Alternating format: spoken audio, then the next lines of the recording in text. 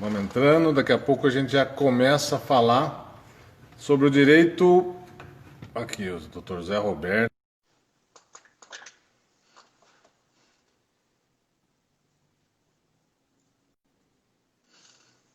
Pronto, deu certo. Boa noite, doutor José Roberto Sodero. Boa noite, presidente Aziz. Tudo certinho? Pronto para a Tudo gente bem, fazer graças esse a Deus. bate-papo aí? Estou feliz de estar conversando com a minha OAB aqui de Pinda, com o meu presidente. Para mim é uma satisfação estar conversando com vocês. Estou vendo que o povo está entrando devagarinho. Sim, já já a gente Conselheira, já vai. conselheira Miriam Ravanelli acaba de entrar. Um grande beijo para ela. Quem mais aí? Tá entrando? O pessoal está entrando devagarinho, Aziz. Vamos aguardar um pouquinho mais, a gente já começa. O bom seria falar, doutor Sodero, o senhor que é um ilustre cidadão de Cachoeira Paulista, mas tem no seu coração Pindamonhangaba. É isso Assim mesmo. como tivemos outro ilustre cidadão aqui de Pindamonhangaba, né, que fez história no direito previdenciário. Conta um pouquinho sobre ele. Bom, Aziz, primeiro, agradecer a oportunidade que a OAB de Pinda me dá, agradecer a diretoria da OAB de Pinda pelo trabalho que tem feito em prol da advocacia. Eu sei que nós estamos passando por um momento de pandemia muito difícil e que se não é a união da nossa classe, todas as dificuldades ficam mais complexas, mais complicadas. Então, agradecer os conselheiros da nossa região, que tem dado todo o apoio lá para a nossa Comissão de Direito Previdenciário em São Paulo, e ter a oportunidade, Aziz, de prestar um serviço para a advocacia sob a gestão do presidente Caio Augusto Silva dos Santos, que é um jovem advogado com muita coragem, com muita inovação e que tem ajudado muito a nossa Comissão de Direito Previdenciário lá em São Paulo. Mas a questão do Eloy Chaves é muito interessante, né? Porque todo mundo que estuda direito previdenciário estuda a lei Eloy Chaves, que é o marco do direito previdenciário no Brasil, lá da década de 60. E uma vez eu advogava para um cliente meu aqui do escritório, e que ele me deu o endereço é da rua Eloy Chaves. E eu queria saber, por que Eloy Chaves tem o nome de uma rua aqui em Pindamonhangaba? E fui pesquisar e descobri que Eloy Chaves nasceu aqui em Pindamonhangaba. E depois ele foi morar na região de Jundiaí, mas ele nasceu aqui. E isso é muito legal, porque nos dá a responsabilidade de dar continuidade, obviamente, dentro da nossa proporção, não tão grande quanto de Eloy Chaves, mas da Pindamonhangaba, formadora de advogados previdenciaristas. O Vale do Paraíba é formador de advogados previdenciaristas, e a responsabilidade que nós todos temos de dar o encaminhamento que Eloy Chaves iniciou da década de 60. Muita gente não sabe sobre isso, viu, Aziz? Na verdade, isso aí eu mesmo fiquei sabendo numa palestra, né? Então, que você estava comentando sobre o Eloy Chaves, e eu até sei onde é a rua, mas eu não sabia que era um dos pilares aí do direito previdenciário, né? Bom, vamos... Ele foi deputado, ele foi membro do Ministério Público, estudioso, viu, Aziz? Eloy Chaves é alguém de memória importante para Pindamonhangaba. Em algum momento, a gente precisa fazer uma grande homenagem para esse estandarte do direito previdenciário. Já está dada a ideia, vamos providenciar, viu? Olha, professor, antes de mais nada, vamos começar falando aqui. Você falou do presidente Caio Augusto, e a gente tem que aqui render a ele toda o nosso apoio, nossa homenagem, porque tem feito a diferença na OAB. A gente percebe uma OAB. Vou dar um exemplo para quem está nos acompanhando. que a Comissão de Direito Previdenciário acho que nunca foi tão atuante, logicamente, né, tendo o professor Sodero à frente, né, um advogado previdenciarista na veia. Acho que dessa vez a OAB São Paulo está com um comando muito bom, muito bom. A gente tem visto fazer as coisas acontecerem e assim, só não vai ser feito mais porque agora deu essa parada, essa pandemia parou tudo, né? Que, aliás, é o tema do nosso conversa. Mas só para a gente entender, né, presidente Caio, mesmo com toda essa questão de pandemia, ele está todo dia na OAB, trabalha de manhã, de tarde, à noite, de madrugada. E nós, da Comissão de Direito Previdenciário, todas as comissões estão trabalhando muito, viu, Aziz? Nós fazemos reuniões agora quinzenais com todas as comissões, todo mundo trabalhando muito, todo mundo desenvolvendo o trabalho. A nossa Comissão de Direito Previdenciário teve uma questão muito importante que nós assumimos a comissão em tempos de reforma, né? Então, montamos uma comissão. A nossa comissão, se eu não me engano, foi a primeira comissão que o presidente Caio nomeou, ou uma das primeiras, porque eu me lembro que eu nem no Brasil estava, ele me ligou, nós fizemos uma reunião de quase 2 horas com a diretoria da OAB. Aliás, um abraço para o Ricardo Toledo, para a nossa Margarete Lopes, para o Aislan, também para a Raquel Preto, que tem ajudado muito a gente no desenvolvimento, porque nós somos muito bem acolhidos lá pela diretoria da OAB. Montamos uma equipe muito legal, sabe, Aziz? Porque ninguém faz nada sozinho, né? Então, o presidente Caio deu autonomia para que a gente montasse uma equipe com a nossa cara, com o nosso jeito, de gente que quer ajudar, de gente que quer trabalhar, professores e advogados que fazem o dia a dia do direito previdenciário. Então, assim, nós temos tido essa oportunidade de trabalhar, as comissões estão trabalhando muito, uma integração entre comissões.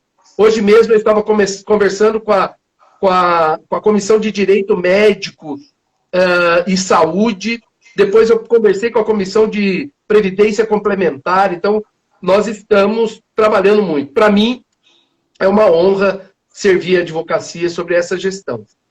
Sem dúvida, sem dúvida. Estamos no mesmo barco, então. Olha, vamos começar falando, então, um pouquinho agora de previdência mesmo, mas antes de entrar em tempos de pandemia, vamos fazer um resumo aí sobre a reforma, essa reforma que, no meu entendimento, foi nefasta, né? Porque, assim, acabou com o tempo de contribuição, né? Nós tivemos, Aziz, um projeto de emenda constitucional, projeto de emenda constitucional número 6, que foi para o Congresso Nacional numa época muito difícil, né? Numa época difícil de diálogo, de conversa, porque ainda estamos num tempo de extremos, né? Ou você é branco, ou você é preto, ou você é vermelho, ou você é amarelo. E quando uma reforma desta natureza, desse tamanho, ela é colocada, há necessidade de ter um debate muito amplo, muito honesto, muito sério. E o que acontece, né? Quando você não consegue debater, você não consegue transitar numa zona mais cinza, a questão fica binária, ou ela é 0, ou ela é 1. Ou ela é boa demais, ou ela é ruim demais. Nós tivemos a oportunidade, na época, de, através de uma convocação do falecido professor Luiz Flávio Gomes, deputado federal, juntamente com o Conselho Federal da OAB e a OAB de São Paulo, de representar a advocacia lá na Comissão de Constituição e Justiça da Câmara dos Deputados, argumentando várias inconstitucionalidades que nós achávamos que tinha, né? Os direitos sociais vêm sofrendo agressões, vêm sofrendo mutações desde a Constituição Federal de 1988, e agora o direito previdenciário, depois de várias tentativas e da própria advocacia previdenciária ter se mobilizado muito, caiu no colo da gente esse projeto de emenda constitucional. Com qual ideia, né? De nós termos uma previdência privada, acabarmos com a previdência social, nós diminuirmos, enxugarmos na Seguridade Social a parte da saúde, desculpe, e diminuir o acesso das pessoas aos benefícios assistenciais. Esse é um mote muito claro, né? E que a pandemia, infelizmente, a pandemia do coronavírus traz uma visão para a sociedade brasileira que não teve na época da reforma. O quanto que é importante o Estado quando a gente cuida de direitos sociais, quando a gente cuida de saúde do nosso povo, da nossa gente. Então, foi um debate muito complexo. A conversa, o debate, ele foi formal, mas ele não teve discussão de princípios, discussões científicas. Aprovou-se o pacote, nós conseguimos, é verdade, evitar um grande dano, e esse grande dano foi a previdência privada. Vocês imaginem que o Brasil queria fazer uma transição para a previdência privada, e com todo respeito à previdência privada, que a previdência privada merece, né? A minha pergunta é, em tempos de pandemia, o que a previdência privada tem feito para os seus associados, né? Nada. Por que não faz nada? Porque ela não pode fazer nada. Quem tem que fazer é a Previdência Social. E a importância, então, desse núcleo da Previdência Social. Perdemos questões importantes com relação, como você estava dizendo, do fim da aposentadoria por tempo de serviço, por tempo de contribuição. Agora, o fator idade, ele é muito importante, né? Das minhas palestras do ano passado, Aziz, foram 104 palestras no Brasil inteiro a respeito da reforma da Previdência, e eu trouxe uma discussão sobre a questão da idade na cidade de São Paulo. E eu traço um mapa da cidade de São Paulo e mostro que as pessoas que ficam na periferia da cidade de São Paulo não vão conseguir se aposentar com a idade mínima.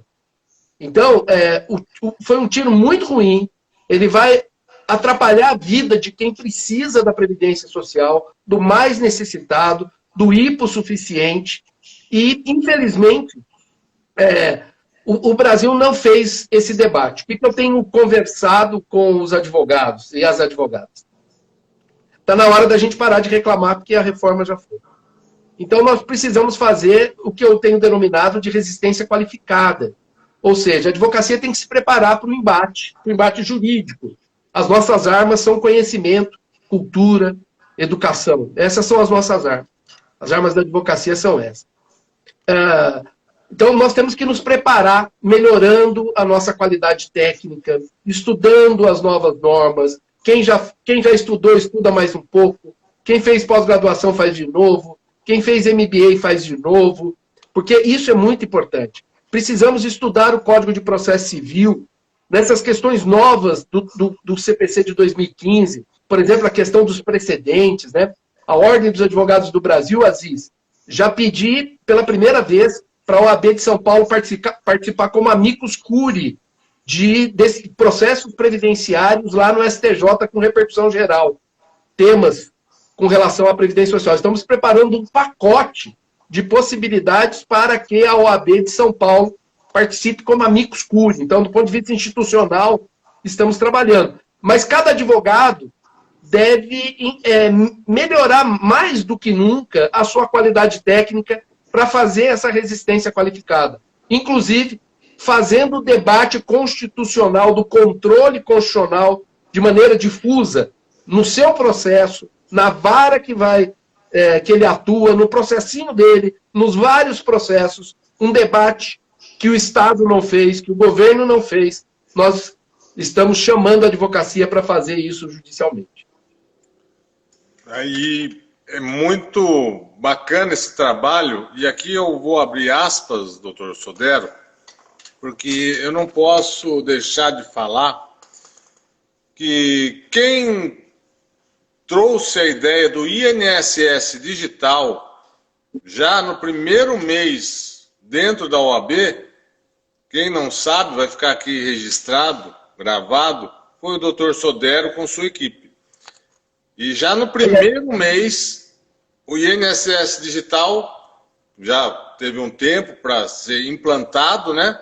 Mas isso foi uma conquista dessa Comissão de Direito Previdenciário, capitaneada pelo Dr. Sodero.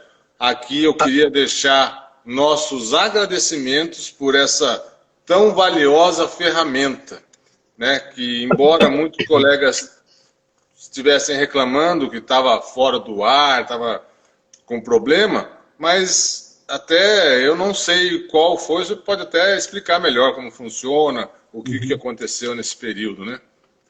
Aziz, quando nós assumimos a nossa comissão, nós traçamos algumas estratégias, né? Estávamos no problema da reforma, então precisamos trabalhar muito com a questão da reforma, mas tinha uma questão muito importante que era uma discussão da dificuldade que as pessoas tinham de acesso físico ao INSS.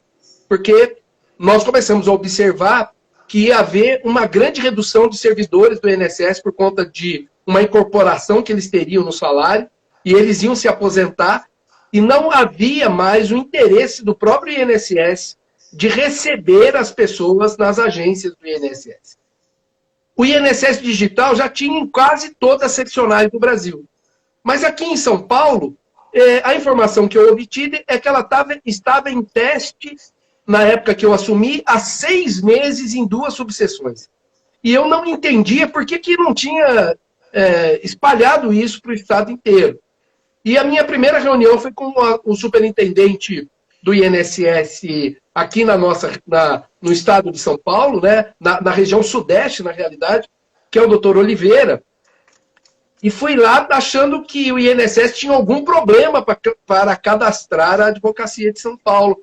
Porque aqui em São Paulo, Aziz, o que diferencia a gente dos outros estados é que aqui é tudo muito superlativo, tudo muito grande, né? Quando a gente fala de advocacia nativa, 350 mil, né? Advocacia de registro, mais de 400 mil, 600 e tantas cidades. Então, assim, tudo muito superlativo. E quando eu fui conversar com ele, fiquei surpreso de saber que o problema não era o INSS, o problema era a OAB. E eu disse, o que precisa? Ele falou, não, vocês precisam cadastrar as pessoas. Simples. Falei, beleza. Saí da reunião, por isso que eu falo sempre da gestão do presidente Caio. Fui lá conversar com o presidente Caio. Ele chamou a nossa tesoureira, doutora Raquel, chamou também a nossa secretária adjunta, a doutora Margarete, e disse, ó, resolve com o professor aí. E conversei com a Raquel, com a doutora Raquel, e eu falei, doutora Raquel, acho que uns 3 meses para a gente poder cadastrar. Ela falou, imagina, nós temos que fazer isso rapidinho. E nós num tempo recorde de 60 dias, nós cadastramos em massa a advocacia paulista no INSS digital. Hoje, Aziz, nós somos 25 mil advogados cadastrados no INSS digital. Isso é importante? Claro que é importante, né? Porque você sair do seu ambiente para ir até o INSS, enfrentar uma fila, enfrentar, às vezes, aquele colega que leva 5, 10, 15, 20 processos na sua frente, que não tem o bom senso de entender que ele protocola um e vai para o fim da fila. As pessoas discutem, brigam, o servidor nem sempre está bem-humorado para atender as pessoas, a dificuldade toda. Então, isso foi resolvido. Resolvi o problema todo, Aziz? Não resolvi. Por quê? Porque as plataformas do INSS não conversam entre si. Então, eu tenho lá o INSS digital e tenho lá o meu INSS. Então, você entra com o processo no INSS digital, mas você precisa do CNIS, aí você sai do INSS digital, entra no meu INSS, e essas plataformas não conversam. O outro problema, instabilidades, né? A DataPrev cuida da parte da internet, dessas plataformas digitais. E, por exemplo, a DataPrev também cuida do auxílio emergencial que o governo está pagando. O que aconteceu com a DataPrev? Deu um bug, ela bugou, ela não conseguiu dar o atendimento para o auxílio emergencial e perdeu também o controle das questões previdenciárias. Ficamos quietos? Claro que não. Eu estou lá no Conselho Federal da OAB, na Comissão de Direito Previdenciário, e oficiamos, né? Inclusive, o último ofício foi nosso aqui de São Paulo, no sentido de suspender os prazos para cumprimento de exigências recursais, de defesa, para que as pessoas não sejam prejudicadas. O que nós estamos trabalhando lá em Brasília, Aziz? Nós temos uma comissão trabalhando na ideia de unificar as plataformas do INSS, para que o processo administrativo comece numa plataforma e ela termine na mesma plataforma, como se fosse o ESAGE, o PJE, nesse sentido. O que é ruim? A gente cuida com o setor público. Eles têm todas as dificuldades do mundo. Esses dias eu estava falando com uma pessoa importante do INSS e estava dizendo para ele o seguinte, se meu técnico de tecnologia da informação pegasse tudo isso do INSS, ele já tinha resolvido. Não é possível que vocês não consigam resolver. Né? Então, é muito importante falar para a advocacia que nós estamos trabalhando muito. Hoje o Conselho Federal da OAB também está trabalhando muito na área do direito previdenciário, só que tem soluções que não dependem da gente. As que dependem da gente, a gente tem tomado o mais breve possível. Recebo muitas pessoas preocupadas com essa instabilidade do sistema, mas eu recebo muito mais comunicações, informes, mensagens, nos agradecendo a nossa comissão e a diretoria da OAB de São Paulo de ter implementado o INSS Digital. Eles ficam dizendo para mim, imagina num tempo de pandemia desse, a gente não ia conseguir fazer nada. É simples, é só ver hoje. As agências estão paradas desde o dia 20 de março, fechadas. Né? Aliás, foi uma pergunta até do nosso conselheiro Marcel Afonso, aqui de Pinda também. Ele falou, olha, você vai falar com o Sodero? Fala para ele como é que fica as agências físicas fechadas desde março. Como é que fica o nosso povo, né, nessa situação? Então, Aziz, primeira questão muito importante é o seguinte, a advocacia precisa usar o INSS Digital. E se não estiver funcionando, precisa oficiar a OAB para a OAB tomar as providências cabíveis. O que não pode mais a advocacia é pensar que vai trabalhar lá na agência. Isso acabou para a advocacia. Da mesma forma que acabou lá, a gente quase não visita o Fórum Estadual, a gente quase não visita o Fórum Federal, a Justiça do Trabalho vai, porque tem que ter as audiências lá. Mas, assim, não dá para colocar mais na cabeça da advocacia que nós não vamos mais usar as plataformas digitais. Elas vieram para ficar. O que a advocacia precisa fazer é adaptar com todo o auxílio que a OAB tem que fazer nesse momento de auxiliar a advocacia. É muito importante que a advocacia entenda isso, porque senão nós vamos ficar tentando fundar a roda e a coisa vai estar andando numa outra velocidade. Não, perfeito.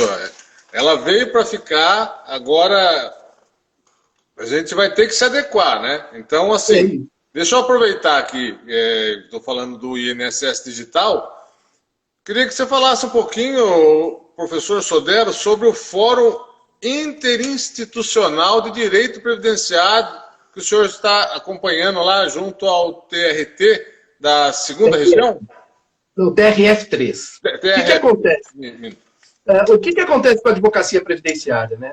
Muitas questões poderiam ser resolvidas de forma de consenso e elas acabam sendo judicializadas. Então, qual é a minha sugestão? Eu fui, antes da pandemia, eu tinha uma visita marcada com a corregedora do TRF3, desembargadora Marisa Santos, que é uma amiga de longa data, e marquei essa reunião, fui lá com ela, e ela me disse, Sodero, não vou receber você sozinha, você vai conversar com o presidente do tribunal, desembargador Mairan, que ele quer te conhecer, e eu levei algumas discussões para eles. Questão da competência delegada, questão das perícias, questão do Fórum Interinstitucional. E o que é o Fórum Interinstitucional? É um conjunto de instituições que trabalham com o direito previdenciário. Tribunal, advocacia, INSS, AGU. Toda essa gente começa a se reunir periodicamente e traça resoluções daquilo que é consenso. Então, por exemplo, no Sul, eles fizeram isso. Hoje eles têm mais de 70 resoluções em comum. E isso evita discussões bestas, que a gente vai fazer discussão, judicialização, no que a gente poderia resolver de forma conscienciosa. Expliquei para a doutora Marisa, para o doutor Mairan isso, e o doutor Mairan abriu as portas, falou para a doutora Marisa cuidar disso.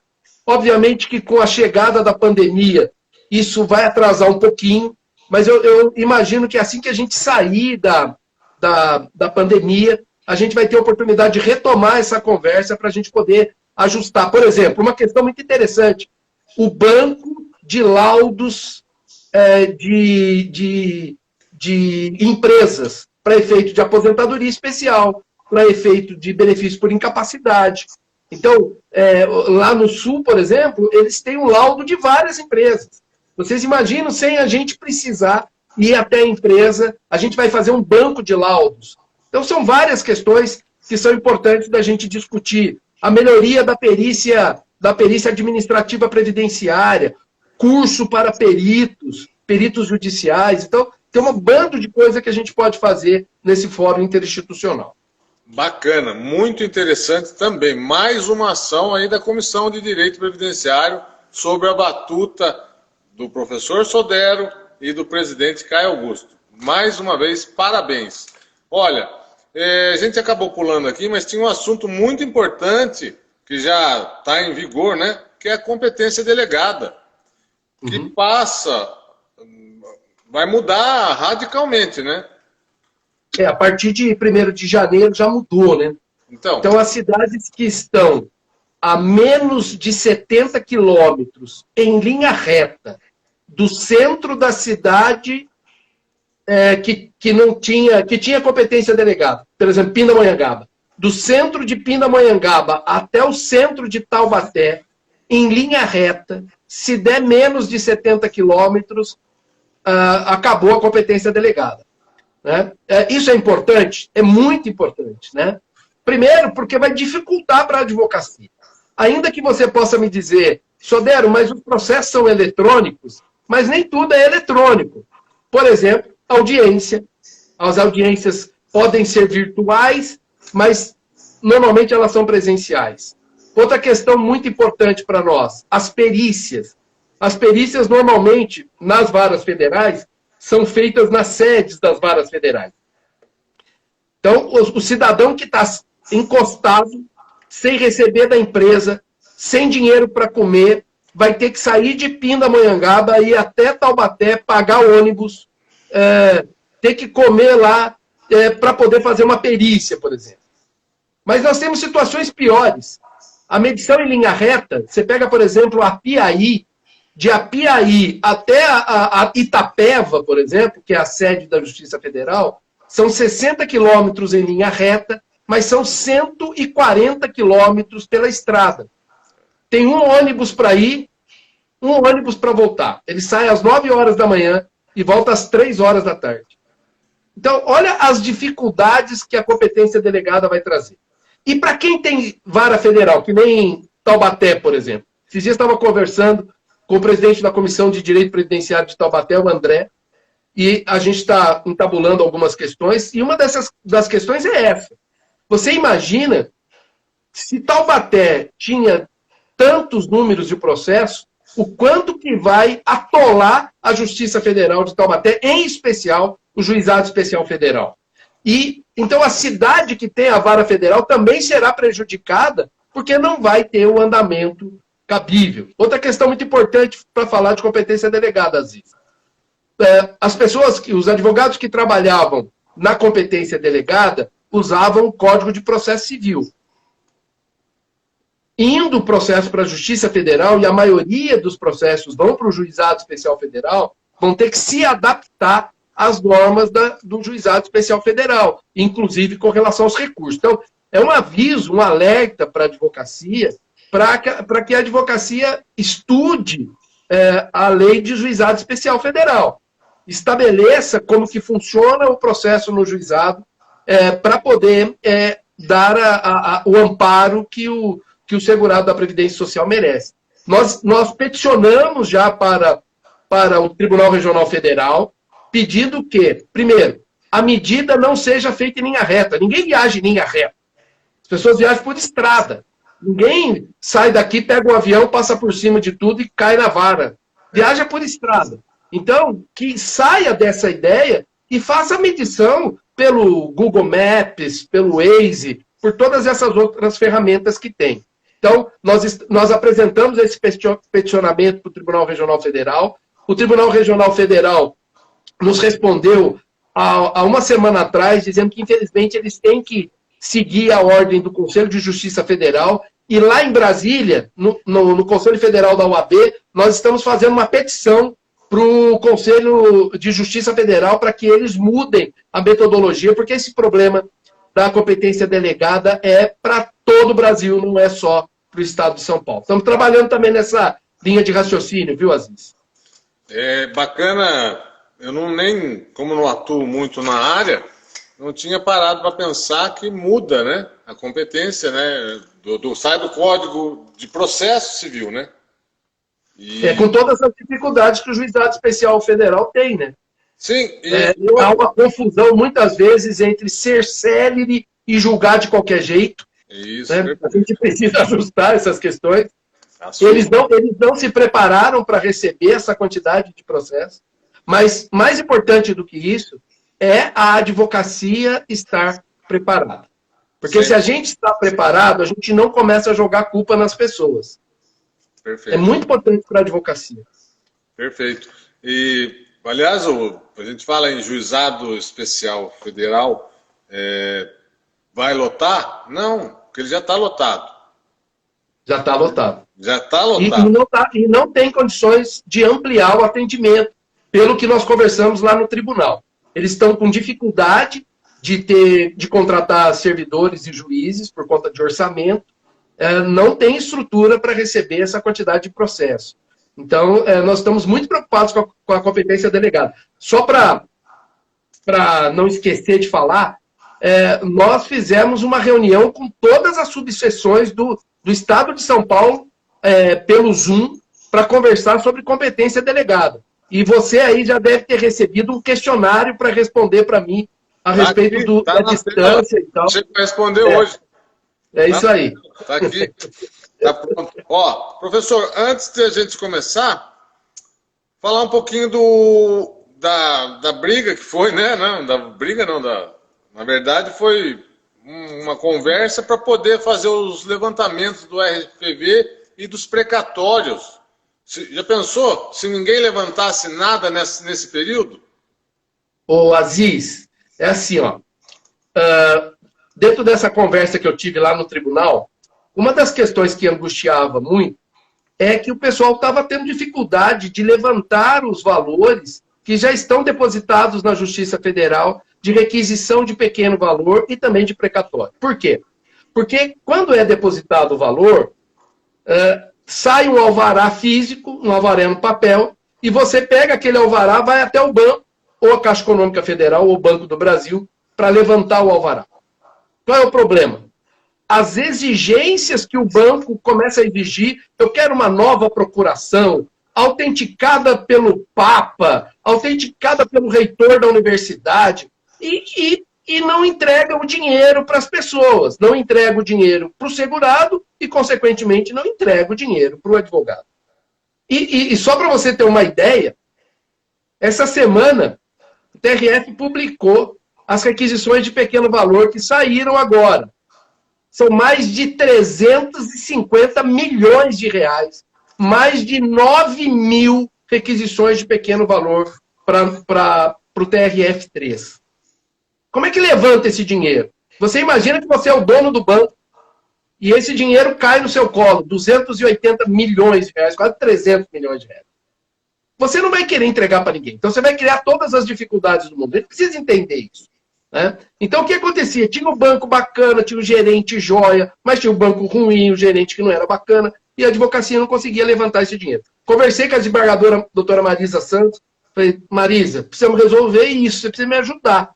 E aí, com muita conversa, com muito ajuste, a gente conseguiu uma resolução do Tribunal Regional Federal, da Corregedoria, tanto para o JEF quanto para a Justiça Federal, que agora basta o advogado indicar sua conta. O dinheiro foi depositado lá, é importante que a advocacia olhe essa resolução que está lá no site do tribunal, lá na corregedoria, porque tem algumas coisas que a gente precisa cumprir, que estão lá. A gente peticiona, cumpre aquilo lá e pede, ó, deposita na minha conta, deposita na conta do cliente. E isso tira, dá um alívio para a advocacia, dá um alívio para a economia. São 280 milhões que a gente vai colocar na economia, né? E também para alimentar, para dar vazão ao trabalho que a advocacia tem. A advocacia tem que ser remunerada corretamente.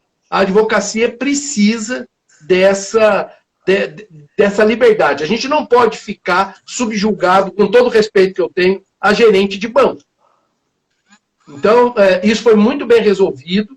A doutora Marisa, ela teve que ajustar uma porção de coisas lá, mas conseguimos ajustar. Preciso agradecer o trabalho também e a vontade de acertar as coisas que o Tribunal Regional Federal tem tido junto com a OAB. Tá. Antes de entrar no tema em si, professor, deixa eu só fazer uma pergunta aqui da Cássia Toledo 88. Ela está falando assim: doutor Sodero, o problema não é o preparo da advocacia. A época sim o exige. O problema é a dispensa da atuação do advogado nesse tipo de descentralização. O advogado vem sendo cada vez mais, no caso... Penal. Ô Assis, como é que é o nome dela? Cássia? Cássia Toledo. Doutora Cássia, é assim, ó. A minha vida inteira eu quis ser advogado. A advocacia está no meu sangue, está na minha família. E a gente só tem um jeito de fazer com que a advocacia não caia numa vala comum. É qualificar a advocacia. Há sempre uma noçãozinha de que a advocacia é ruim, que a advocacia é isso, que a advocacia é aquilo, que o direito social, aquela lá, a justicinha previdenciária, a justicinha trabalhista, a gente precisa acabar com isso. E é com qualificação que a gente faz isso. Não é possível que uma parte da sociedade nos veja com desconfiança. Então, a melhor forma de fazer isso é qualificar, porque a gente não vai para a vala comum. Eu sou um defensor da advocacia, mas acho que nós temos responsabilidades e a qualificação está dentro dessa responsabilidade. A advocacia previdenciária é o ramo da advocacia que mais cresce no Brasil. E isso tem qualificado muito a advocacia, claro que tem. Mas a quantidade de legislação que tem faz com que essa reciclagem seja necessária. O Código de Processo Civil trouxe novidades. E nós precisamos fazer as novidades ter validade. Não é o juiz que dá validade ao Código de Processo Civil. Quem dá é a advocacia. Quem impele é a advocacia. Quem peticiona é a advocacia. E quando a petição vem com qualidade, a petição vem com cientificidade, vem com metodologia, vem com análise técnica, não tem ninguém para fazer crítica para a gente. Então, quando eu falo da nossa qualificação, não é de uma forma pejorativa, claro que não. É no sentido de que nós não podemos parar no tempo. E isso é muito importante para uma advocacia de qualidade e que tenha condições de sobrevivência em tempos de pandemia, por exemplo. E, aliás, em qualquer área da advocacia, né? Tem que estar sempre se reciclando, sempre se atualizando, que o direito não para, o direito é dinâmico. Só vou fazer mais um comentário aqui da Patrícia Mendonça. Ela está falando que a Comissão de Direito Previdenciário da OAB São Paulo desenvolve um trabalho ímpar. Colegas de outros estados relatam problemas que para nós já foram resolvidos. Parabéns.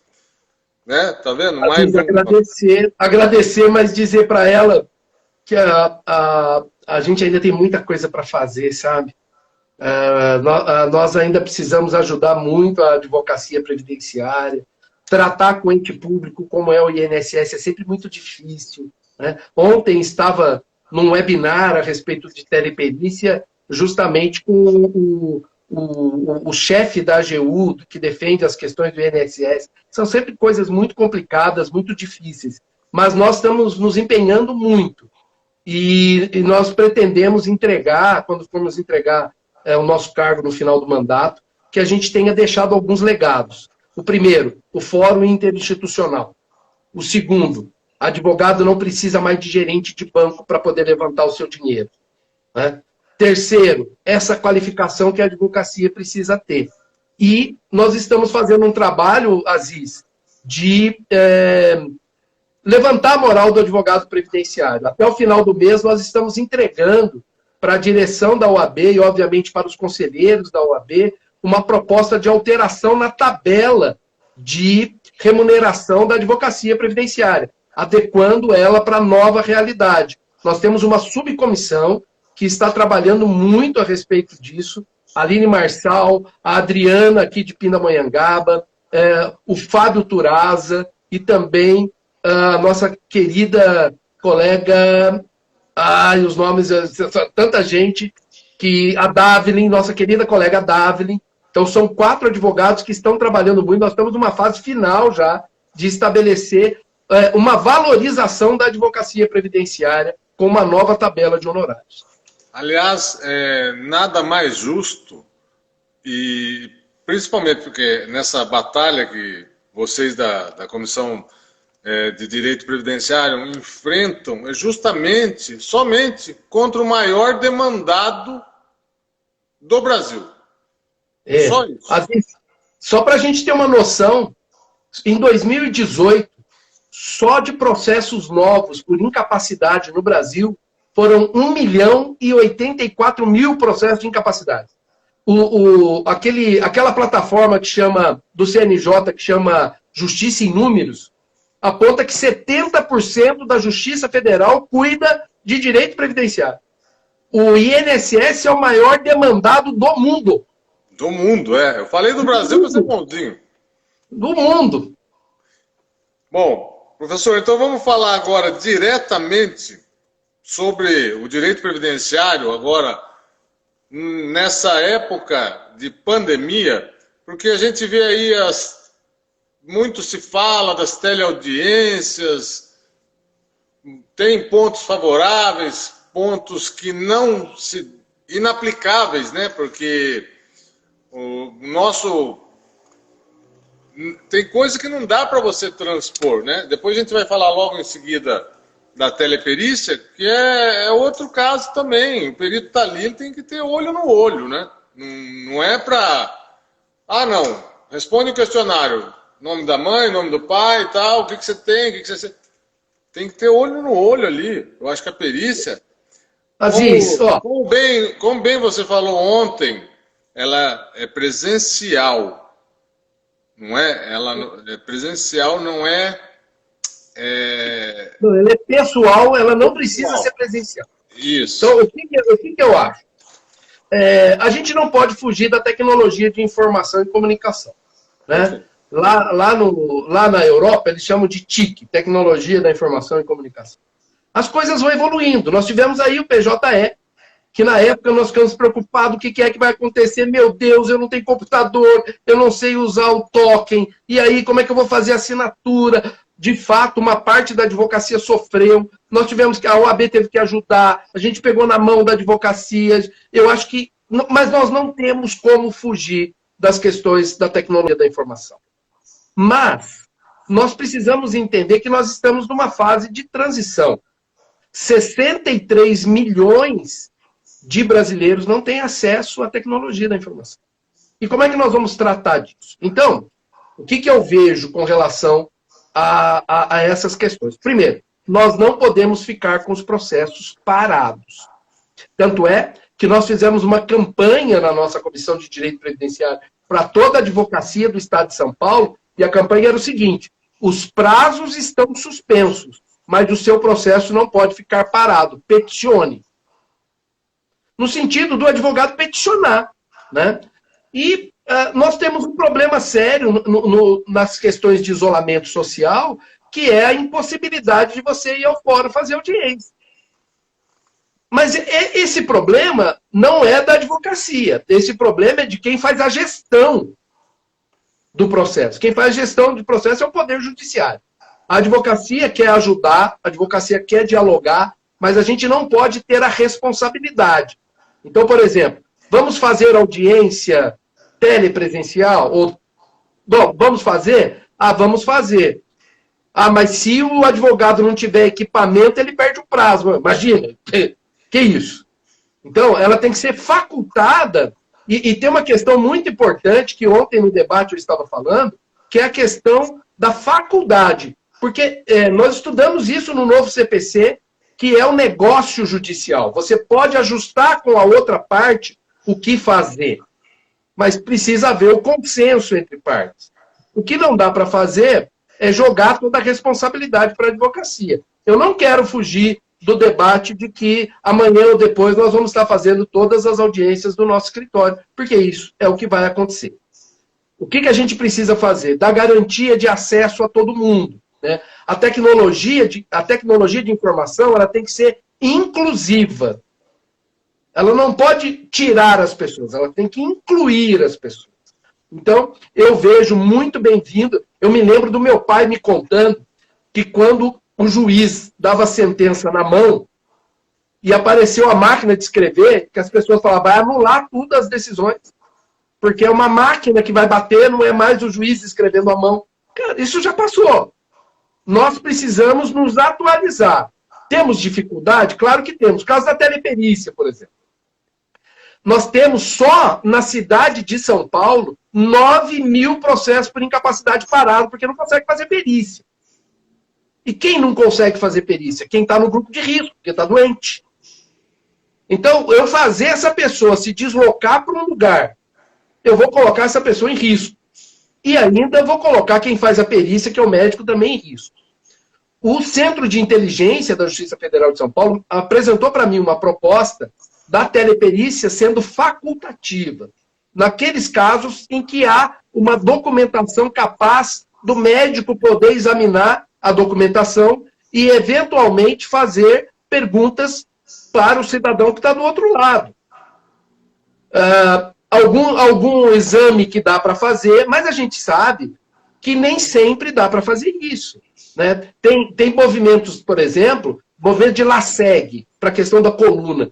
Vai precisar fazer presencial. Infelizmente, não dá para fazer por teleperícia. Mas eu consigo desovar uma boa parte dos processos, desde que haja. A questão é facultativa. Essa nota do Centro de Inteligência virou uma resolução do CNJ, resolução número 317, o pessoal pode procurar. Ela é facultativa, a parte tem que aceitar. E, por outro lado, o médico também, porque ele é um ato médico e ato processual, mas ele é um ato médico.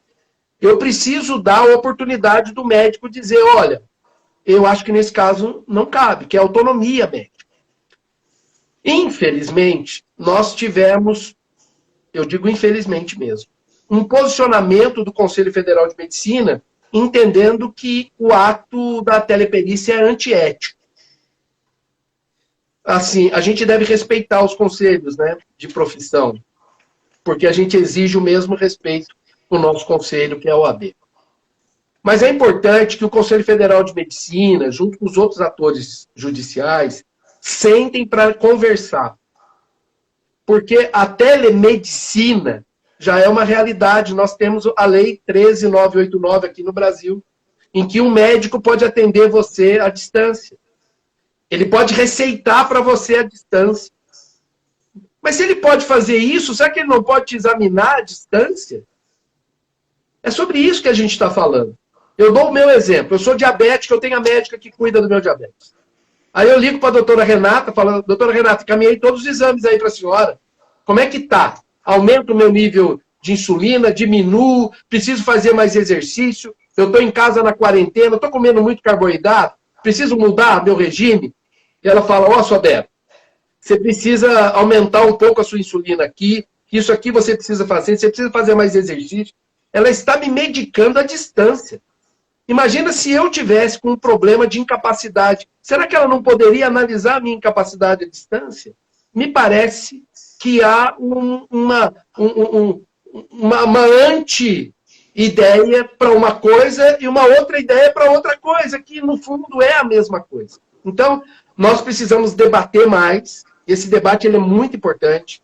Nós estamos no centro desse debate. Precisamos ouvir todo mundo, as dificuldades, criar protocolos, mas o mais importante de qualquer perícia é que ela seja uma perícia boa, qualificada. A advocacia reclama muito que a perícia é mal feita, mal colocada, mal distribuída, e a gente precisa melhorar a perícia.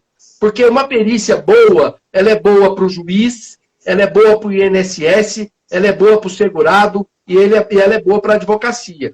Então, esse debate é importante no sentido de qualificar melhor a perícia, nos termos do novo CPC, que dos artigos 464 até o 484 inovam na questão da perícia, trazendo a questão científica, metodológica, análise técnica que a perícia deve ter. Então, assim, são questões novas para a gente, Aziz, que a gente não vai conseguir fugir, a gente vai precisar se equipar, a gente precisa ajudar a advocacia, os advogados mais novos têm muita mais facilidade para lidar com essas questões do que os advogados mais experientes. Precisamos dar mão para a advocacia mais experiente, trazer ela, porque o futuro nos reserva algumas situações. E questões de pandemia, penso eu, vão ser mantidas depois da pandemia. E uma delas é a questão das audiências virtuais, das sustentações orais. Aziz, olha que legal.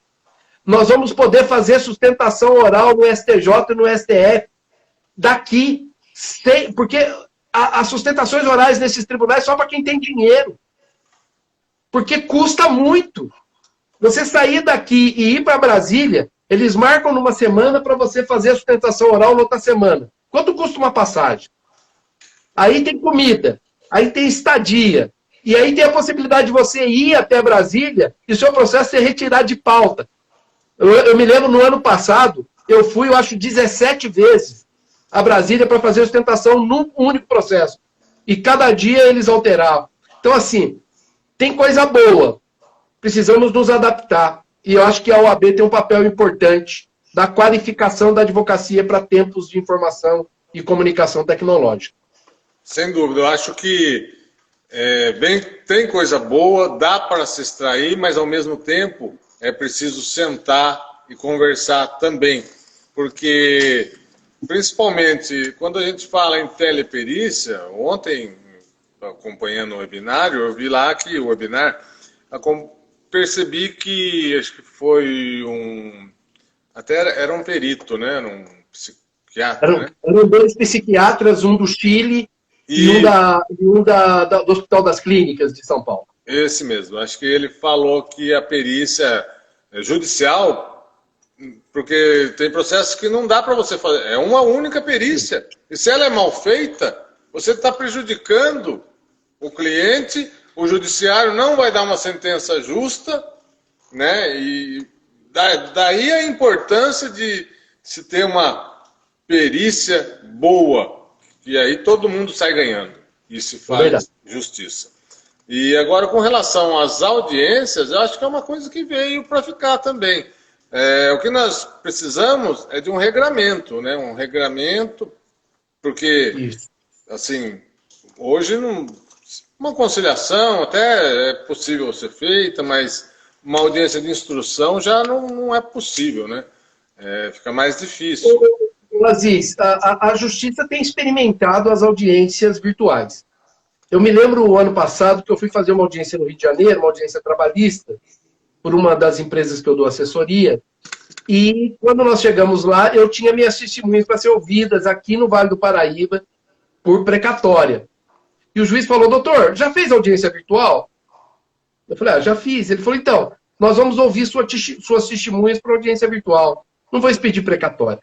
Eu só preciso que o senhor coloque essas pessoas no dia tal, numa sala, elas não podem se comunicar. Podemos fazer assim? Então, assim, nós estamos experimentando.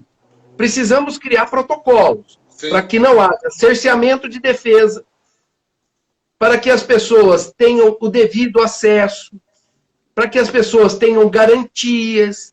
Né? Porque o mais importante de tudo, todo esse debate nosso, ele é só importante quando a gente sabe qual é a finalidade do debate, que é dar voz para essa gente nossa, que precisa do poder judiciário, da jurisdição, e da advocacia para lhe dar voz, para discutir os seus temas. Então, a gente tem que pensar na nossa gente.